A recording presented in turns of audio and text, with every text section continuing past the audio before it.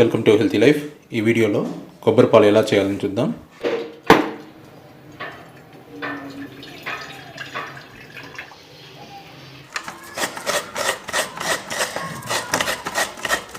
ఇలా సగం కొబ్బరిని ఇలా తురుముకున్నాము. ఇలా తురుముకోవడం వల్ల పాలు బాగా తెల్లగా వస్తుంది. మీరు ఇలా కూడా కట్ చేసుకోవచ్చు, కాకపోతే వెనకాల పేడు ఉంటుంది. పేడు ఒకవేళ బాగా నల్లగా ఉంటే మీరు కొంచెం అట్లాగా కట్ చేసేసి తీసుకునేసేయండి పేడుని. సగం కొబ్బరి చిప్ప తురుముకున్నాం కదా, దాన్ని మిక్సీ పడదాం. ఇప్పుడు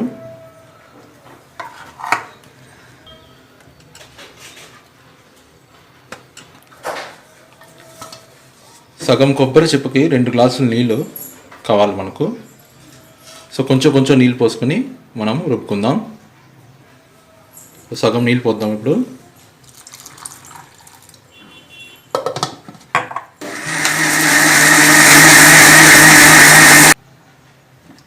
చూద్దాం. ఇంకో సగం నీళ్ళు పోసుకుందాం.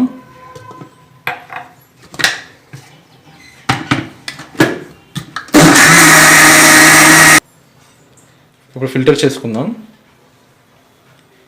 ఫస్ట్ ఈ స్ట్రైనర్ పెట్టుకునేసి ఆ తర్వాత క్లాత్తో వడకట్టుకుందాం. ఒకవేళ మనం ఫిల్టర్ చేసేటప్పుడు కొంచెం బయటికి ఏమన్నా వచ్చినా మనకు ఆ స్ట్రైనర్లో పడిపోతుంది.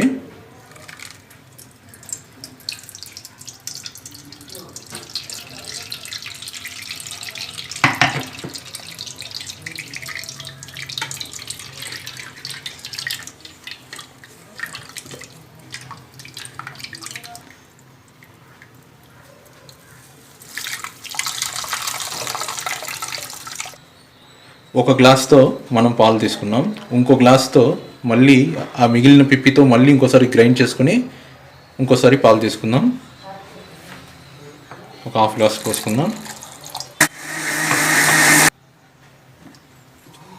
ఇంకో హాఫ్ గ్లాస్ కూడా వేసుకునేద్దాం.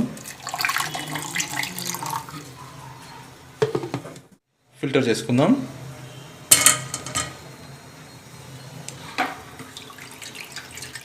కొబ్బరి పాలు తయారైంది. ఇప్పుడు మనం సర్వ్ చేసుకుందాం.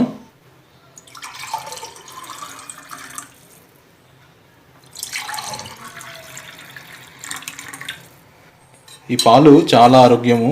మనకు కావాలంటే కొంచెం తాటి బెల్లం కలుపుకోవచ్చు, చాలా టేస్ట్గా ఉంటుంది.